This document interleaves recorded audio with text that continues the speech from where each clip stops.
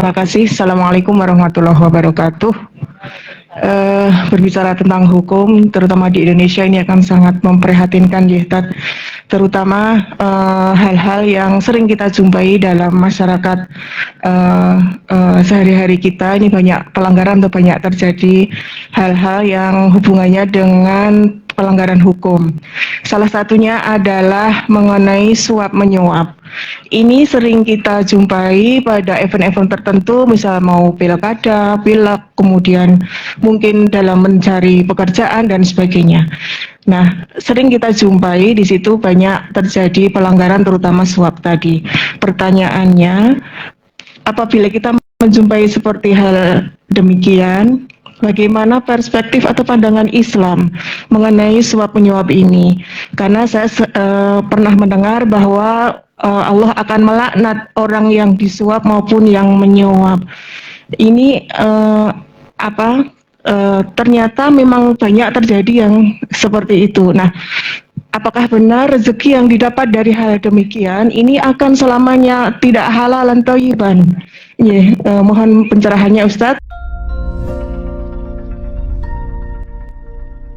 Mungkin hukum manusia bisa kita hindari ya, CCTV-nya bisa dimatikan gitu, aparatnya bisa disogok, tapi kalau laknat itu kan nggak bisa dihalangi. Karena itu menurut saya sebagai orang Islam, kita pastikan rezeki yang kita terima itu adalah rezeki yang halal dan thayyib. Karena dia akan masuk menjadi darah daging kita dan anak cucu kita. Kita yang halal saja kadang-kadang anak kita bandel juga. Iya nggak Bapak Ibu? Perasaan saya baik-baik saja. Saya ini dosen gajinya segitu. Kok anak saya juga bandel ya? Karena faktor bandel itu macam-macam. Tetapi dalam agama saya katakan makanan yang kita makan sangat mempengaruhi perilaku kita. Jadi Bapak Ibu, simple. Pastikan yang kita makan adalah hal-hal yang memang menjadi hak kita, ya. Jadi yang tadi, yang suap menyuap. Misalnya, kalau anak mau jadi polisi harus nyogok, ya memulainya sudah salah. Jadi hakim harus bayar, jadi jaksa harus bayar. Itulah yang terjadi, Bapak. Saya mengatakan, Bapak, maaf, masalahnya kenapa banyak polisi, jaksa, hakim yang begitu? Sebagiannya itu karena mau nyogok. Seorang ibu yang bekerja di Kejaksaan Agung cerita sama saya, dia orang jaksa agung, anaknya mau masuk jadi jaksa, itu pun harus bayar. Dia cerita dengan saya itu, Pak Iwan, masa sih saya ini orang pegawai Kejaksaan Agung, anak saya masuk jadi jaksa, saya juga diminta bayar gitu. Tega banget itu orang Kejaksaan Agung itu. Itu dulu, mudah-mudahan sekarang tidak ya. Dulu itu orang jaksa agung. Mau jadi apalah? Mau daftar dosen, alhamdulillah saya daftar dosen nggak ada keluar uang 1% pun. Nah biasanya kan begitu ya. Kita ini didorong oleh keinginan untuk punya pekerjaan, akhirnya nyogok. Naik pangkat nyogok. Bahkan untuk menahan polisi supaya tidak nanggap kita, kita nyogok juga. Itu ada orang yang begitu. Sehingga akhirnya itu seperti lingkaran setan Bapak Ibu. Sekali kita sudah memakan harta yang haram itu, dia keluarnya susah. Itu seperti kita minum air laut, kata Buya Hamka. Dunia itu seperti kita meminum air laut. Makin banyak diminum, makin haus. Ya, hanya kematian saja yang menyelesaikan. Atau minimal sakit dulu. Biasanya kalau udah sakit baru kita agak soleh-soleh sedikit. Baru ikut pengajian. Kalau belum sakit itu sombongnya minta ampun, diundang untuk sakit nggak pernah datang, ya kan, sibuk gitunya, rapat, meeting, macam-macam. Pada pengajian itu kan adalah gizinya spiritual. Nah kita ini kan sering membeli hal yang mahal untuk gizi fisik. Makan sekali makan kalau di mall itu berapa? 500.000. Kalau bapak ibu beranak istri itu 500.000 ya. Apalagi makannya di kakoi gitu atau di masakan Jepang, Yuguro dan macam-macam. Tapi kalau untuk spiritual hanya ngaji dan tidak bayar, cuma infak aja kita sulit. Nah itu setan, itu banyak itu. Jadi kalau Bapak Ibu mau susah untuk ikut pengajian, berarti setannya udah banyak. Itu harus diru'yah gitu. Gitu Bu. Jadi pastikan anak cucu kita itu kalau mencari pekerjaan dengan cara yang baik, tidak perlu nyogok. Naik pangkat tidak perlu nyogok. Kalau Allah sudah mentakdirkan kita mendapatkan pekerjaan itu, tidak ada yang bisa menahannya. Karena keputusan final sesuatu itu terjadi itu Allah. Nah, ini kita kadang-kadang nggak yakin. Ayatnya jelas, wa may yattaqillaha yaj'al lahu makhraja. Kalau kita bertakwa, yakin dengan Allah, Allah itulah yang menentukan jalan keluar hidup kita. Ya, termasuk pekerjaan, naik pangkat, jadi dekan atau tidak, ya kan? Diturunkan atau tidak jadi dekan gitu ya. Besok dipilih lagi atau tidak, jadi pilkada atau tidak. Jadi politisi itu nggak harus nyogok ya, menurut saya. Yakin aja sama dia baik, punya visi, punya program yang baik, dipilih. Nggak usah nyogok rakyatnya gitu. Kalau politisi itu nyogok berarti dia nggak percaya diri dan nggak percaya Tuhan juga.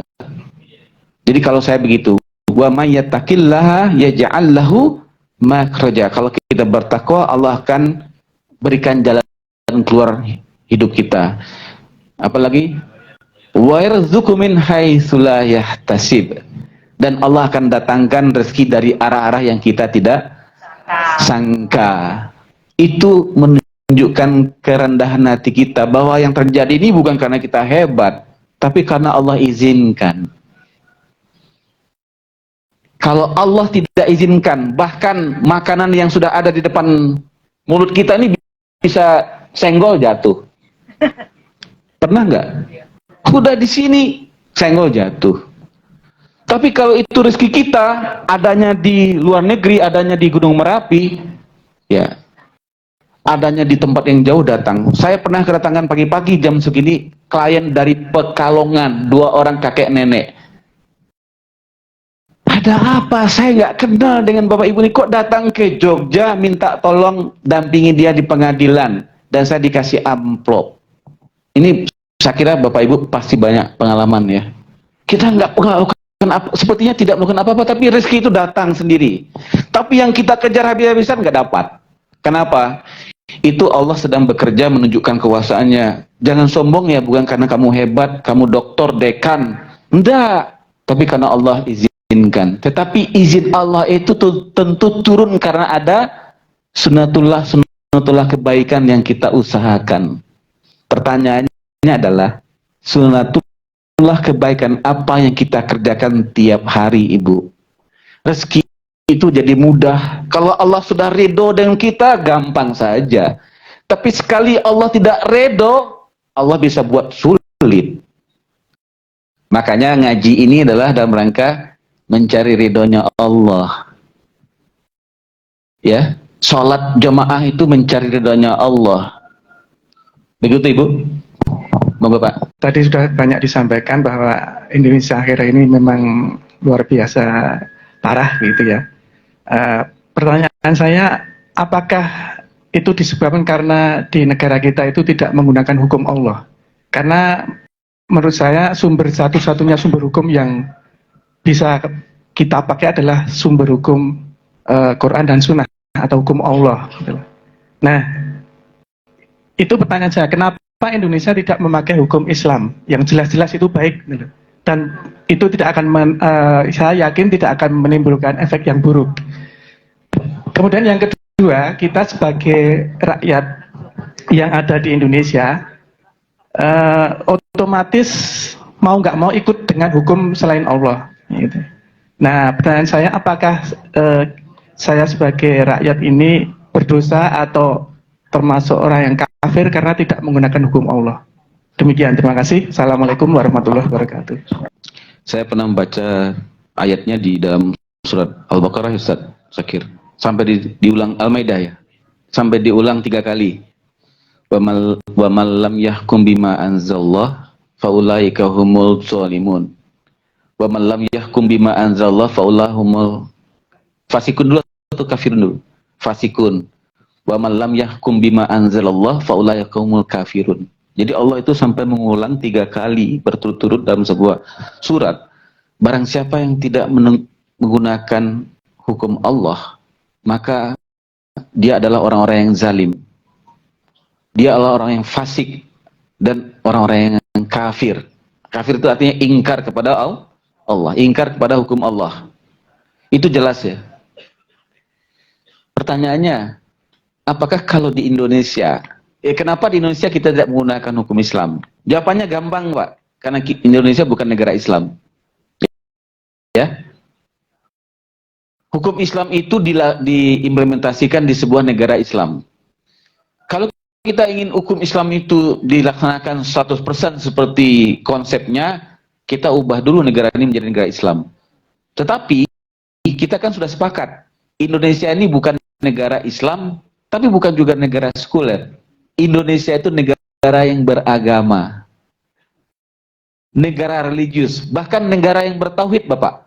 Karena Pancasila yang pertama, silanya adalah ketuhanan yang Maha Esa. Jadi walaupun kita secara formal bukan negara Islam, tapi Indonesia itu negara bertauhid. Malah yang pertamanya, tauhid. Nah sekarang pertanyaannya, ya kita bukan negara Islam, jadi tidak pakai hukum Islam. Pertanyaannya adalah, apakah kalau kita tidak negara Islam, kita tidak bisa menegakkan hukum Islam? Kalau saya menjawabnya masih bisa, Pak. Caranya bagaimana? Pastikan konstitusi kita tidak bertentangan dengan prinsip-prinsip syariat. Pastikan semua undang-undang yang ada di Indonesia itu tidak bertentangan dengan prinsip-prinsip syariat. Pastikan semua regulasi perda itu tidak bertentangan dengan syariat. Saya pernah bertemu dengan Ustadz, Ustadz dari Solo ini yang sering, Abu Bakar Bashir. Ustadz Abu Bakar Bashir pernah datang ke UMS, saya culik masuk Fakultas Hukum, ajak diskusi, saya tanya Ustadz Abu Bakar Bashir, apakah Ustadz ingin mengganti hukum Indonesia ini menjadi hukum Islam? Oh enggak, katanya. Enggak begitu terjemahannya. Hukum Islam, hukum Indonesia itu sudah banyak yang sesuai dengan Islam, tapi ada beberapa yang tidak sesuai karena mungkin peninggalan Belanda. Nah, yang tidak sesuai itu yang harus kita reformasi, Pak.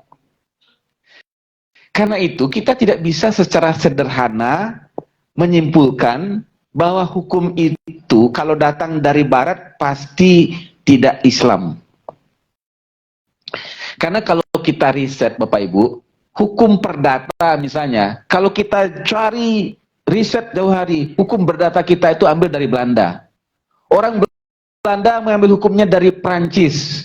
Orang Prancis ketika menyusun kode sivil, hukum perdata, itu mengambilnya dari Islam, Bapak. Karena kejayaan Islam itu mendahului kejayaan orang Eropa. Jadi kalau kita mempelajari hukum Indonesia ini, kita harus riset, Bapak. Ini hukum ini sesuai nggak dengan Islam? Contoh, di dalam hukum perdata disebutkan kalau kamu membuat perjanjian maka tuliskanlah. Betul? Sama dengan Al-Quran surah Al-Baqarah. Kalau kamu buat perjanjian, tuliskanlah. Loh kok sama ya hukum yang asalnya dari Belanda dan asalnya dari Prancis dengan hukum Islam? Ya karena orang Barat itu dulu ngambilnya dari Islam. Karena kalau Bapak belajar sejarah, kita belajar sejarah, Ibu-ibu, Islam itu lebih dulu jaya, masa emas peradaban Islam itu mendahului peradaban Eropa. Karena itu orang Eropa dulu belajar kepada dulu orang Eropa. Kalau sekarang kita belajar ke Amerika, ke Eropa, S2, S3. Dulu orang Eropa itulah yang belajar S2, S3 ke negara Islam. Makanya orang Barat dulu kalau pulang dari Baghdad, dari Andalusia, dia ke Arab-Araban, Mbak. Gaya berpakaiannya, pakai jubah ala Arab, pakai topi, pakai sepatu yang lancip. Kalau sekarang kita yang belajar ke Barat, pulangnya kita ke Barat-Baratan.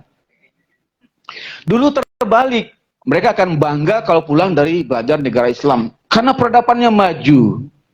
Jadi, nah ini tugas saya di Fakultas Hukum, Pak.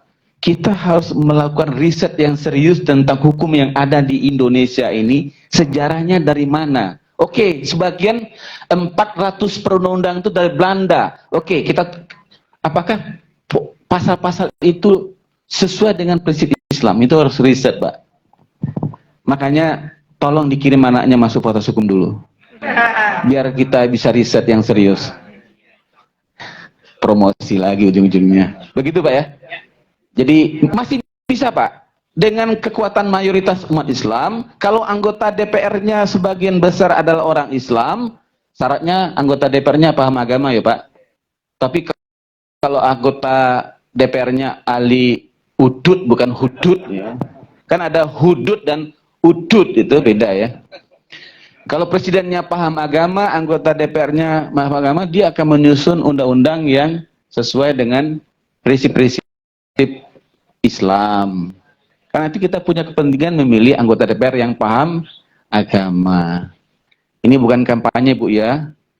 Ini bukan kampanye, ini Bapak ini menjelang 2024 mulai kampanye. Enggak, kita tidak menyebutkan partai apapun.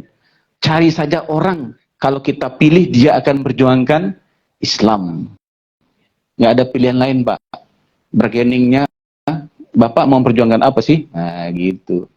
Konstitusi kita itu kalau kita baca itu boleh dikatakan hampir 100% itu Islam loh, Pak, kalau saya. Bahkan hak asasi manusia itu tidak bisa berlaku di Indonesia kalau tidak sesuai dengan norma-norma agama. Itu dalam konstitusi. Tauhid itu ada dalam konstitusi. Pak, kalau mau jawaban panjang ikut kuliah di Fakultas Hukum. 1 semester aja cukup. Tapi kalau 1 jam nggak bisa, Pak. Ini kuliah 1 semester ini. Bapak tanya dalam waktu 1 menit nggak bisa jawabnya. Wallahu alam. Matur nuwun pertanyaannya. Assalamualaikum.